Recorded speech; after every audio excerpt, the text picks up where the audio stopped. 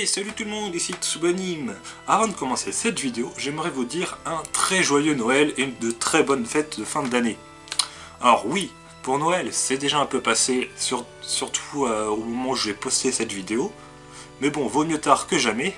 Et pour la fête de fin d'année, car oui, effectivement, nous sommes en fin d'année 2019, peut-être même en début d'année 2020. Ça dépend ça dépend à la date auquel je poste cette vidéo.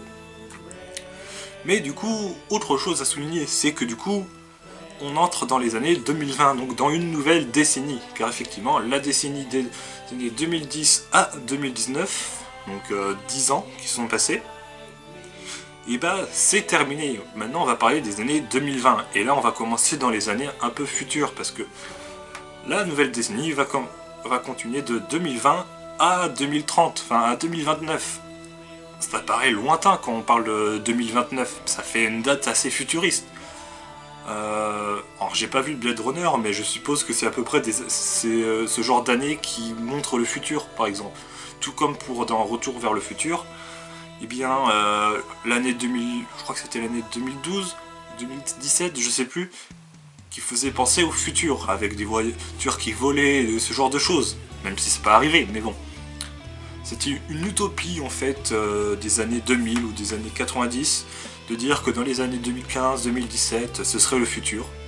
Alors, certes il y a eu des avancées technologiques mais pas comme les gens de 90 le pensaient. Même si on a commencé quand même à avoir de la VR et de la réalité virtuelle qui là peut vraiment faire penser au futur utopique auquel on pense. Mais bon. Je m'égare, ce n'est pas du tout le sujet de cette vidéo, non. Pour le sujet de cette vidéo, ce sera tout simplement un top 5 de mes 5 mangas préférés de cette année. Hein, je parle bien de cette année, ce ne sera pas de la décennie, même si j'en ai parlé au début de vidéo. Tout simplement parce que...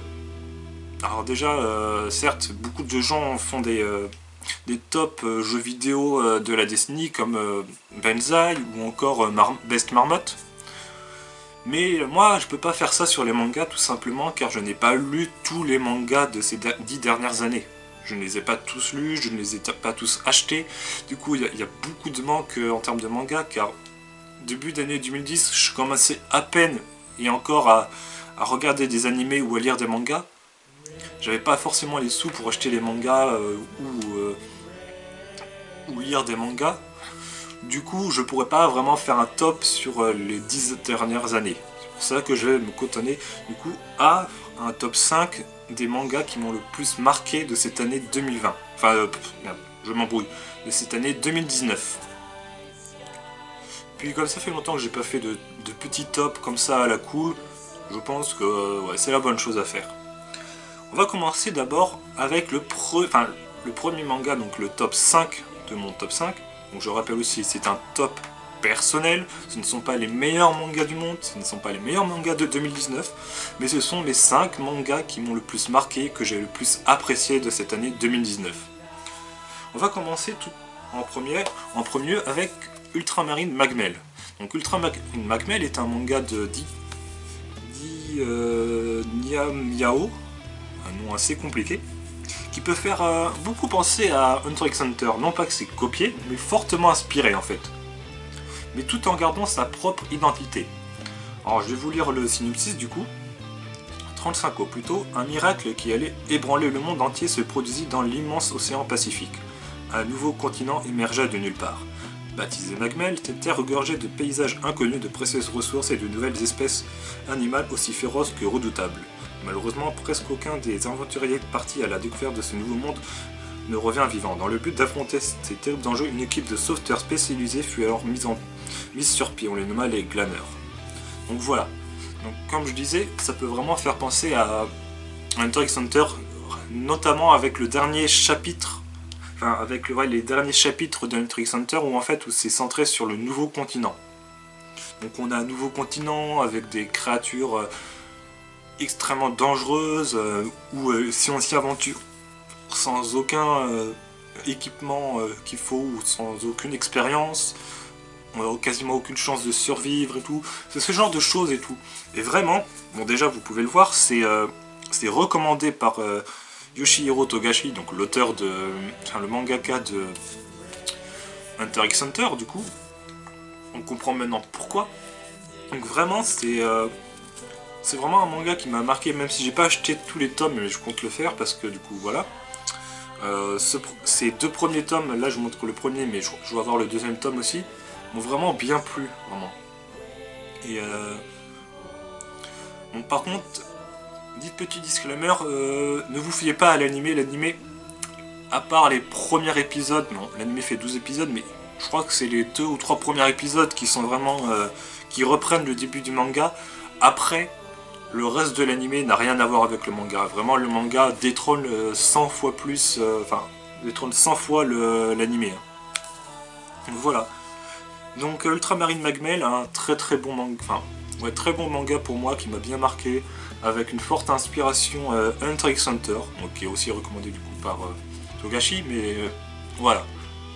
Si vous en avez marre d'attendre les tomes d'Hunter x Hunter et que vous voulez un truc à peu près du même genre, bah je peux que vous conseiller Ultramarine Magmel. Voilà.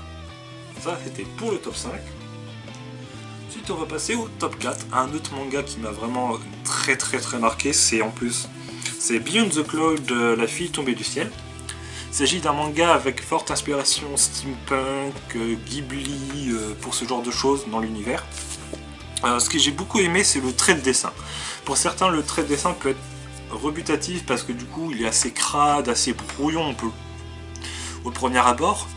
Mais en fait, en continuant le manga et en comprenant l'univers dans lequel les personnages se trouvent, bon, en fait, c'est assez cohérent. Tout simplement parce que, bon, voilà, un exemple de dessin. Vous voyez le trait assez sombre, assez crade. Enfin, je sais pas comment l'expliquer, mais quand on sait que l'univers de ce manga, en fait, ça se passe dans un univers où il y a beaucoup d'usines, avec du coup, beaucoup de fumée, beaucoup d'usines crades, ce genre de choses, et ben, le trait crade et sombre, et ben, enfin sombre, pas vraiment sombre, dark et tout, mais vraiment sombre, pollué, en fait, vraiment un trait assez pollué.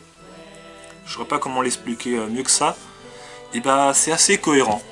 Et vraiment, les personnages, le lore, tout est intéressant dans ce manga. Donc c'est un manga de Nick ou Nikkei, je sais pas comment on le prononce, qui est sorti aux éditions Kiyun de Kizuna. Édition Kiyun de Kizuna. Donc avec une inspiration Ghibli, avec un univers assez steampunk vraiment. Donc j'ai pas envie de trop vous spoiler parce que en gros, le titre de lui-même est assez évocateur en fait. On va suivre ce personnage là qui va découvrir que cette fille là est tombée du ciel et tout le long ils vont essayer de retrouver pourquoi cette fille là est tombée, enfin elle a perdu une aile, enfin voilà, c'est tout ce que je peux expliquer sur le manga, mais vraiment si vous aimez les Ghibli, si vous aimez l'univers steampunk, les univers assez sales, assez sombres, enfin pas sombre mais assez crade, assez brouillon, je peux que vous le conseiller, vraiment c'est un très bon manga et c'est un gros coup de cœur de cette année 2019. Mais là on va passer dans le top 3 du coup de mes mangas préférés de cette année 2019. Et maintenant on passe sur un autre manga qui a une autre inspiration assez forte. Il s'agit de Time Shaido pour le top 3. Donc Time Shaido c'est un thriller qui s'est sorti à l'été 2018-19, je sais plus. Donc il y a une forte inspiration Steins Gate. Et oui, qui l'aurait cru. Donc un manga de Kana qui est de Yasuki Tanaka du coup. J'avais commencé à lire sur l'application de la Shueisha Manga Plus, mais c'était en anglais.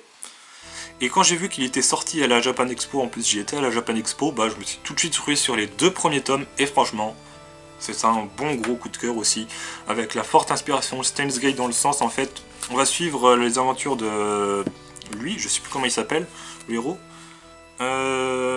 Shinpei, voilà, qui va aller à l'enterrement de son ami d'enfance, donc Ushio. En fait, il va se rendre compte qu'il y a quelque chose de bizarre, en fait, lorsqu'il y aura un traquenard avec des ombres, des espèces de monstres ombres en fait, qui prennent l'apparence des gens de l'île et tout pour conquérir l'île. Et en fait, à chaque fois qu'il va se faire tuer, en fait, il va revivre ça va être une histoire, une espèce de un jour sans fin en fait. On va se rendre compte qu'en fait, le début du tome, en fait, c'est pas le début, parce qu'en fait, ce sera pas la première fois qu'il revivra le début, en fait. Enfin, c'est compliqué, c'est difficile d'expliquer comme pour Steins Gate, en fait, parce que il y a vraiment une histoire de temporalité qui se rembobine à chaque fois, mais à chaque fois il y aura des éléments en plus qui vont arriver. Et vraiment, si vous aimez les thrillers psychologiques ou scientifiques, vraiment je peux que vous le conseiller. Et si vous aimez Steins Gate, c'est encore plus à conseiller, parce que vraiment l'inspiration est là, mais tout comme Ultramarine Magmel, il a sa propre identité, c'est pas du copier-coller, c'est pas du plagiat, mais il y a quand même une petite inspiration de Steins Gate qui est vraiment très bien utilisée, je trouve. Donc voilà, très très bon manga à lire. Et maintenant on passe dans les deux meilleurs mangas de cette année 2019. Donc en top 4, enfin en top 2 plutôt, un manga dont je vous ai déjà parlé sur la chaîne, mais c'était par rapport à l'anime. Actuellement je n'ai pas le dernier tome, donc c'est un manga qui est en 5 tomes. J'ai les 4 premiers tomes. L'anime par contre là je peux que vous le conseiller du coup, parce que du coup c'est vraiment identique au manga, c'est vraiment la même chose, mais avec les frissons en plus, parce qu'il y a l'animation, il y a les musiques, il y a la mise en scène. Donc je vais pas vous refaire un topo du synopsis, en gros, juste pour faire simple, c'est un groupe d'étudiants d'un lycée de classes différentes qui vont faire un voyage dans une planète, mais le voyage va pas se passer comme prévu. Ils vont devoir finir par retrouver un vaisseau et retourner sur leur planète d'origine. Voilà, c'est tout ce que je peux vous dire, sinon je vais entrer dans les spoils et j'ai pas envie de vous spoiler ce manga ni cet animé, parce que vraiment c'était l'un de mes plus gros coups de cœur, même si je suis déçu que peu de gens le connaissent justement. C'est vraiment un gros coup de cœur. Je peux que vous conseiller Astra Lost in Space, ou Kanata no Astra pour l'animé, enfin c'était le titre japonais, mais donc voilà. Vraiment l'un des gros coups de cœur de cette année. Et maintenant on va entrer dans du lourd, vraiment du très très lourd pour moi, avec le top 1. Donc ce n'est pas du Fortnite ni ce chose-là, mais vraiment c'est mon manga préféré. Ce n'est pas un type de manga, enfin ce n'est pas un manga en particulier, mais c'est toute une édition de manga. En gros, c'est les chefs-d'œuvre de Lovecraft dessinés par Go Tanabe. Alors que dire sur les chefs-d'œuvre de Lovecraft? Là je vous montre que celui-ci, parce que celui-ci c'est un one-shot. Précédemment il y avait comment il s'appelle, Les Montagnes Hallucinées, voilà, qui était en 2 tomes. Actuellement je crois que Go Tanabe est en train de faire les comment ça s'appelle, l'appel de Cthulhu du coup, en manga. Donc l'un des plus gros hits de Lovecraft. Donc ça va être du lourd je pense. Je sais pas si ce sera en 1 ou 2 tomes, voire peut-être 3. Peut-être un seul tome, vu que c'est une nouvelle, l'appel de Cthulhu. Alors je l'ai pas avec moi, mais vraiment le roman, enfin la nouvelle est toute petite. Mais vraiment, s'il y a vraiment un seul manga que je devrais vous conseiller de cette année 2019, c'est vraiment les chefs-d'œuvre de Lovecraft. Vraiment en termes d'écriture, bon l'écriture c'est simple parce que c'est vraiment les nouvelles de Lovecraft qui sont réadaptées en manga, mais l'écriture, donc voilà, liée. Les dessins, voilà. Je vais essayer de vous montrer des pages qui sont assez bluffantes. Que dire après? Quelle page? Une page assez qui montre beaucoup de choses. Voilà, par exemple. Bon là ça vous spoil pas grand chose parce que c'est vraiment le début du manga. Et vous voyez les détails, le dessin. Alors certains vont me dire que j'exagère peut-être, mais on dit de l'auteur de Berserk que c'est un génie, mais on parle pas assez de Watanabe, hein. Vraiment. Je sais plus, je crois qu'il avait dessiné Kazane aussi, la fille sans visage ou un truc comme ça, je crois que ça s'appelait comme ça, je sais plus trop. Mais vraiment, Watanabe est pour moi un excellent dessinateur, un excellent mangaka. Vraiment, son trait, ses dessins, il a rien à envier à l'auteur de Berserk, hein. Vraiment. je le mettrais à égalité avec l'auteur de Berserk, enfin le mangaka de Berserk. Pour moi, c'est magnifique, c'est magnifique. J'ai jamais vu un manga qui m'avait autant bluffé sur ses dessins. Encore une fois, les détails. Là, j'essaie de vous montrer un peu plus. Ça paraît pas grand chose, mais déjà il y a beaucoup de doubles pages et tout. L'immersion dans ce manga est totale, vraiment. C'est vraiment une totale immersion avec les doubles pages, les dessins, la narration. Il y a tout qui est. Il y a rien. Et j'ai vu aucun point faible sur ce manga. Il y a des mangas qui peuvent être par exemple assez. Avec une narration pas ouf, mais des beaux dessins. Mais là, il n'y a rien. Il n'y a rien à critiquer sur ce manga. Vraiment. Enfin, pas que sur. Sur Dans l'abîme des temps. Même dans les montagnes hallucinées. Vraiment. C'est vraiment le meilleur manga de 2019 que j'ai lu jusqu'à aujourd'hui. Enfin, les meilleurs mangas, parce que du coup, c'est toute une série, en fait. T'auras tous les chefs-d'œuvre de Lovecraft réadaptés. Mais clairement, c'est vraiment un et seul manga que je devrais conseiller pour cette année 2019. Et même, enfin, je vais le dire, c'est pas un top de la décennie, mais je pense que vraiment, le meilleur manga que j'ai lu de ces 10 dernières années, ça restera les chefs-d'œuvre de Lovecraft dessinés par Go Tanabe. Si dans 10 ans par exemple, après ça dépend, peut-être que Go Tanabe refera d'autres trucs, ou peut-être qu'il y aura un nouveau de mangaka qui fera des dessins sublimes dans les 10 prochaines années. Mais là pour l'instant, c'est le manga depuis que je lis des mangas qui m'a le plus bluffé en termes de narration, en termes de dessin, excusez-moi, en termes d'immersion, en termes de plein de choses. Il n'a aucun point faible. Donc voilà. Vraiment, c'est le manga que je devrais conseiller le plus parmi ce top 5.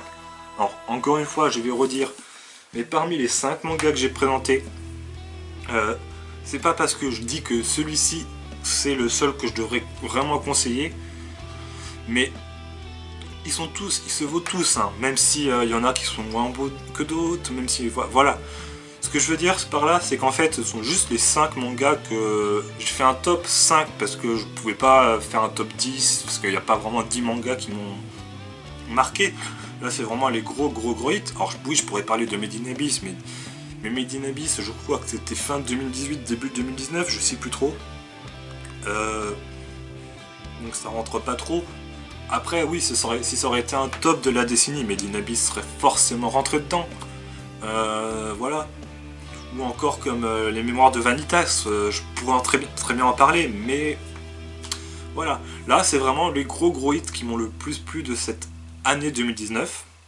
Mais si vraiment je devrais faire un top de la décennie, il y aurait les montagnes, enfin, il y aurait les chefs-d'œuvre de Lovecraft, il y aurait Made in Abyss. Je regarde dans ma collection. Bien sûr, Marche comme Lakes in Lyon. Gros thriller, enfin gros CNN psychologique, vraiment très intéressant. Qu'est-ce que je pourrais mettre d'autre? Je regarde. Je sais pas si City Hall s'est sorti dans cette décennie. Ah, peut-être. Je mettrais City Hall, bien sûr, un manga français de chez Ankama Édition. Manga steampunk, donc forcément, voilà, ça me plaît. Qu'est-ce que je pourrais mettre d'autre aussi? Je sais pas. Après, pour le top 5, potentiellement Beyond the Cloud. Voilà, je sais parce que j'ai bien aimé Beyond the Cloud. Magus aussi. Non, c'est pas Magus, c'est The Ancienne Magus Bride. Enfin, ce genre de manga, vous voyez. Mais bon, là n'est pas le sujet. Voilà, c'était vraiment une vidéo top sur top 5 de cette année 2019. Je vois que sur ma caméra, j'ai bientôt plus de place. Donc, sur ce, je vous dis à bientôt pour de prochaines vidéos. J'espère que cette vidéo vous a plu. N'hésitez pas à liker, partager, que ce soit like positif ou négatif. Pareil pour les commentaires, positifs ou négatifs, je prends tout. Bonne année à tous et on se revoit en 2020. Allez, bye tout le monde.